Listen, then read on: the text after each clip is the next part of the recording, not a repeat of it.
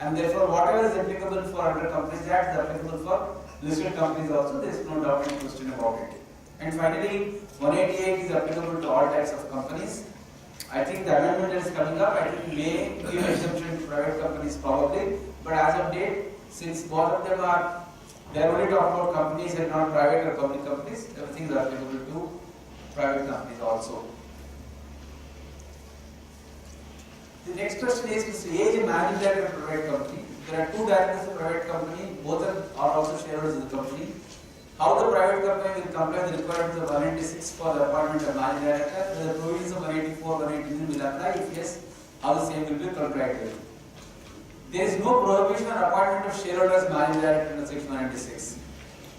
If the question is applicability of 188, I would say that I would invoke the third provision, which will say ordinary course of business, I can do it. Interested director may not vote. I didn't understand the question in the first sense of the term because Mr. A is a managing director of a private company. There are two directors. I mean, the requirement of 196 is about payment of remuneration. Remuneration has to be paid to the managing director. So I don't find a big issue in this as such. And 184 is only talking about disclosures, therefore main disclosures. 183, if you look at 184.3, it talks about voidability of a contract in case of violation of 184. And in this case, company and managing director, both of them will be willing to continue the contract. So I would say that you better make a disclosure and leave it there. There is no much complication in this involved. And then I am giving a view on this, the entry into the contract under 189 as a very conservative view. I don't know, as audit professionals who may have different view, but as a company secretary, I would feel making an entry into the list of contracts should not be harmful to anybody as such. We are only complying with the right side of the law, unless they have got either taxation or audit-wise any issues. But I feel we should go ahead and do the entries into the contract list of contracts. Okay, we are on page 77 now. Whether loan taken from a person who is a shareholder and director will be exempt from the requirements of provisions of section 73 read with the relevant rules. Whether the loan will be treated as a loan from a shareholder or loan from director. This is an interesting question. A person who is only closely read the act would have raised this question. See, section 73, the scheme of provisions, if you see, that scheme is more or less the same. There is a deposit, there is a deposit definition which is there. And the definition of deposit, if you read with section 73, it says that whatever is excluded from the term deposit under the rules, they will get excluded. Now, once you receive a loan from a director, it goes out of the definition of deposit. So therefore, loan from a director is not a deposit. I mean, assuming you have taken a certificate from him and all that, but it is not a deposit. Once it is not a deposit, when you go to the next section which deals with deposit from shareholders, and then there is a procedure laid down, limits laid down for deposit from shareholders, it is not a deposit to start with. So if it is not a deposit to start with, merely because it is a loan from shareholder, the provisions relating to acceptance of deposit from shareholders would not apply. And therefore, you need not comply with all that. It is like, I will give another example. You have taken a loan from another company. Loan from another companies are also excluded from the definition of deposits. Now, if that particular company happened to be also a shareholder, then it would not mean that that exemption goes away. The exemption still remains. So so that is again if you have got a director and a relative and whatever, this exclusion always would override the other definitions in the 73 or else. The next question is again big controversy. Many people are giving different views, and but here I would advise even more caution from my side. The question here is, as you know, section 185 and 186 and probably 188, these three are the probably the most analyzed section along with maybe 73 and 74 because it is causing the maximum of frauds. Section 185, you all know, relates to loans to certain specified related parties, while 186 relates to loans, guarantees, acquisition of shares, etc. of other companies and other persons.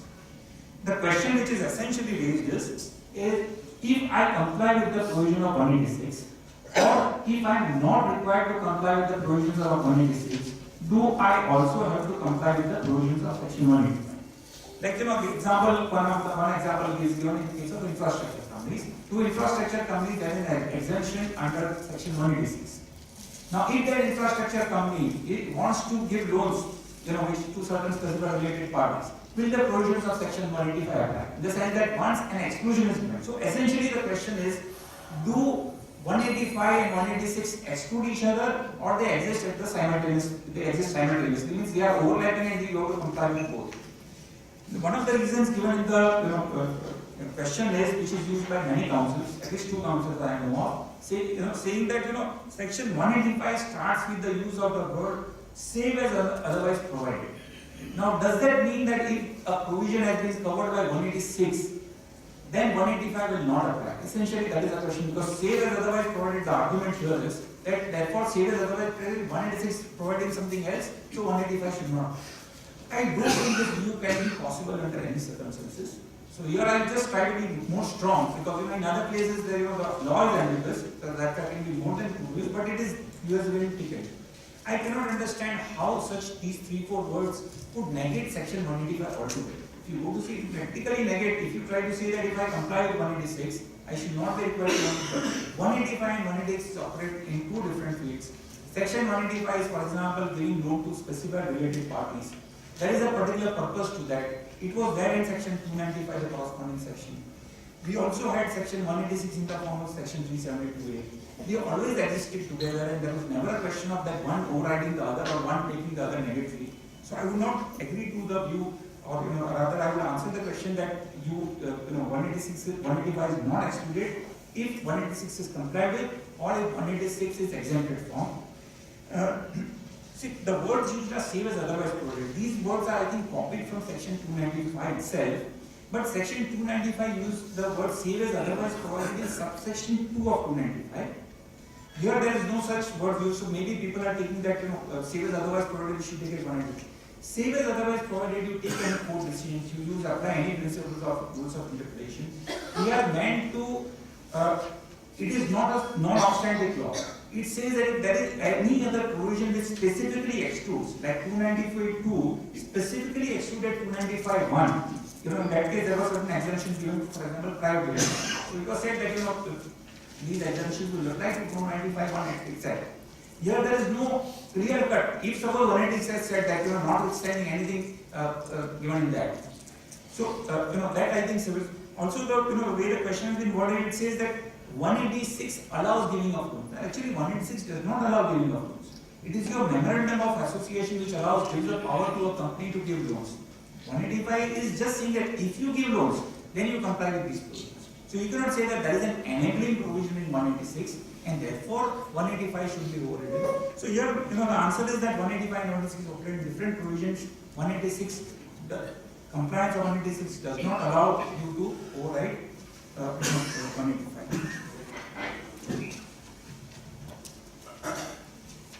Disqualification director, that is non-filing of return by company for 5 years, will have retrospective or prospective effect. The question is very treacherous, I would say. The question is, when are you trying to decide whether disqualification is applicable or not? It is today. When you take it today as a date of questioning the qualification, you have to go 5 years backwards. Filing of returns was required now and earlier also. So question of saying that I wait for 5 years and they only examine this question doesn't arise. But on the date of question of whether a person is disqualified or not, you have to take that date and the cutoff date. Go backwards for 5 years and see. And therefore, you have to say that if there was not 5 years, returns were not filed on the date of questioning, which is post April 1st, 2014, this disqualification will be attractive. The very question, retrospective, prospective, has no specific meaning in this particular context. It's a question of examining whether it's applicable or not. Next question is a very tough question for me to answer. If suppose some company has not filed returns and all the directors become disqualified, then how will the new board be constituted? Funny thing is that on the date of appointment, all directors become disqualified. Please read this question, very dangerous question. All the directors of the board are disqualified because of not filing the returns. They can't even appoint a new board because they can't operate as a board as such. So then, how does this company function and what happened in this question? He was there, very good question. No doubt the issue is very, very tricky. There is no alternative in the Act. That's what my understanding is. Because the Act does not have any provision whatsoever which says that I can appoint an administrator in case of failure of the board. There is no qualified board where the government can appoint an administrator to run the company. It's not provided in the Act anywhere, and therefore it's a very tricky situation to begin. Therefore, we have got to look at appeal to MCA only. I don't think there's any answer in this question. But is the company worried at this point in time about this qualification, disqualification, or will there be a question of investigation here? If you go to MCA and say, all my directors are disqualified because I have not been filing a return, it is very difficult to make an appeal to MCA also, because MCA will first say, why did you not file returns? So they will investigate the affairs of your company. So I would request the practitioners to avoid this company as a client. You will get into lots of questions, and then auditors are also brought for if there is a fraud in the company. Auditors are questions first, not the company itself. And then who will take that? And then even then, okay, what is it you are trying to resurrect? In this company, it's okay, somebody will come as director at all. And is there a question? I am trying to give you all round answers. I understand this. This is a very tough question to answer. Strictly speaking, law does not answer this question. We have to go by appeals only to the respective authorities. But the grounds of appeal will be so difficult for us to make an appeal that we cannot even make an appeal there. This type of companies probably have to store it dormant and dead. That's the best way of removing this company. Any administrative review possible by any authority? MCA we can vote it. That's what I'm saying. You go to MCA saying that please provide me a solution. But what will MCA say? You say I want to do my graduation, I have not passed 10th class, give me relief.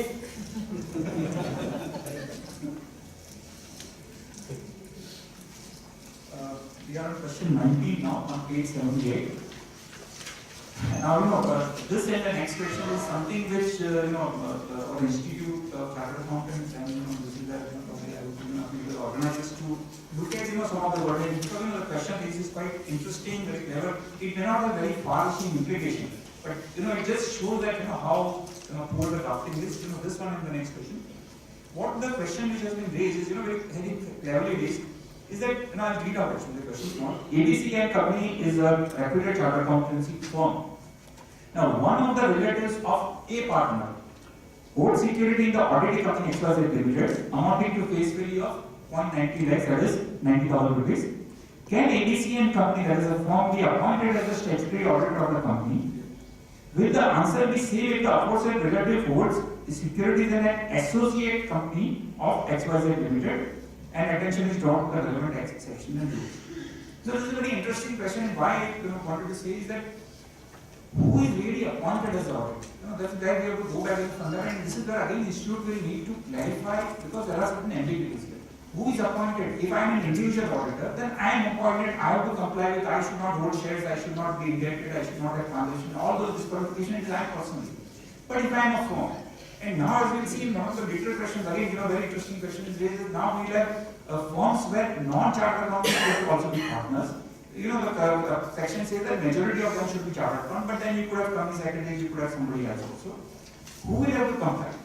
The third question is, if I am the signing auditor, if ABC and Company, I am the partner, I am signing, is the firm also liable to the same obligations of investing in shares, of holding, being indebted, of not having transactions? So there are three different situations that I see.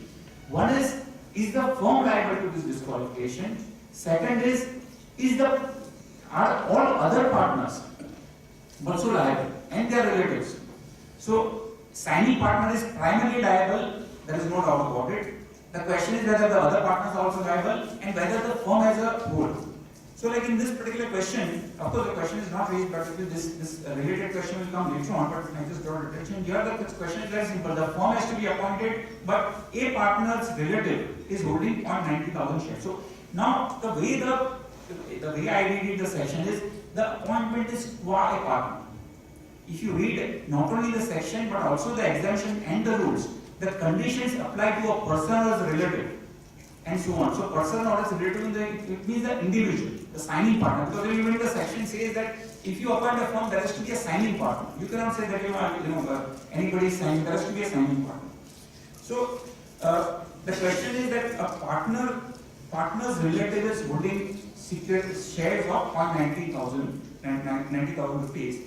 Now, under 146(1)(3)(d) and relevant rules, up to 1 lakh rupees exemption is exempted if you hold shares of up to 1 lakh rupees basically. But there the words used are the person or his relative will hold. Now, let's read that section and rule also. It says that the person or his relative, first part of section 141(3)(d)(1) says that the person or his relative shall not hold shares in the company, this is important, in the company or associate company or subsidiary or holding etc. So he should not hold in the shares in the company etc. various companies. The proviso says that provided the rules may say that the particular person, the person or his relative may hold shares in the company up to a certain amount. So, and the amount specified is up to 1 lakh. Now the question is, how to interpret the company? The main part of the section says the company or its associates or its holding company or its subsidiary. The proviso says in the company. So I am allowed to hold shares in the company, the relative I am talking now, is allowed to have shares in the company. The company has to be again used in the same sense as the main section is there. So the the anomalous situation would come is that I am allowed to hold shares up to 1 lakh in the company, but I cannot hold any shares in the associate, in the subsidiary, in the joint, and so on. Now you go to the next part. That is another provision which says that you cannot be indebted to the company or its associate or its holding subsidiary or its subsidiary company.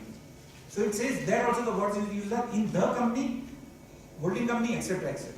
Then the proviso that the rule says that you can hold indebtedness up to the specified amount there in the company, in the holding company, in the associate company, in the subsidiary company. You go further about guarantees. Again the same words are used. Exemption is given to all 4 companies. You go further about commercial transactions, which is another query. But for this purpose, there also everything, all exemption is given. So can you have a situation where because of the wording of the law, the relative is not allowed to hold shares in any of the associate companies? And if he holds, there is a problem there. I think, if you read all those provisions together, this is a fair situation where the judge has to feed in, applying the principles of harmonious construction is one, applying the principle of casus omissus is another, and say that you're also exempt, because it does not make sense that I am allowed to hold shares in the company and I cannot be allowed to hold the shares in the related entities. It does not make sense of that. This is a case of applying the omission and saying that the company should be widely interpreted to cover all entities. So that is how I think the answers to both the question is that you should be allowed up to 1 lakh rupees, that is 90,000 is the figure given, you should be allowed. That should not be a problem. This is where, this and other places where institute could represent and see that you clarify this, that why could you given it out. Because you are talking of consequences, auditor may become disqualified. Not only that, you should clarify that who has to supply this, who has to comply this. Do all the partners, do the non-chartered accountant also apply with all these things? Because what may happen is sometimes, some relative may be doing certain things, you may not be doing. So either you make it clear, you don't want to allow, don't allow, but we are at least clear.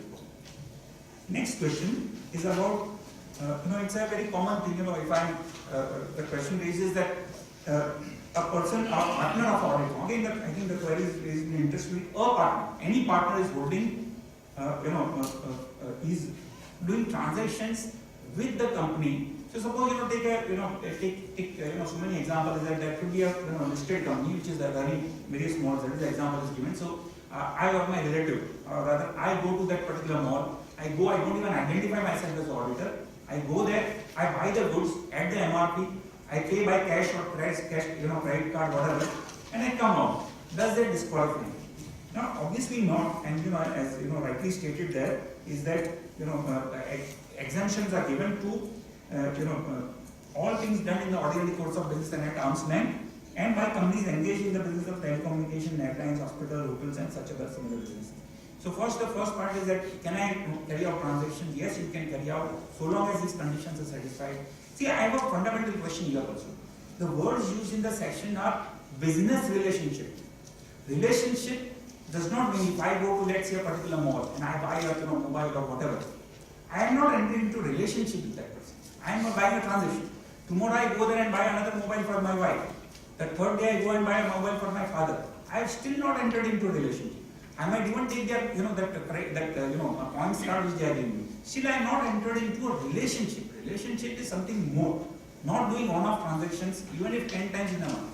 So that is another question which we have to deal with. But looking at this particular case, since the exemption is there, there should not be any problem. The question which is also raised is that they have not specified malls and all that. But if you read in the ordinary course of business by companies engaged in the business of telecommunications, airlines, hospitals, hotels, now these are falling into various different categories. There is no underlying common pattern. All of them are giving goods and services to consumers.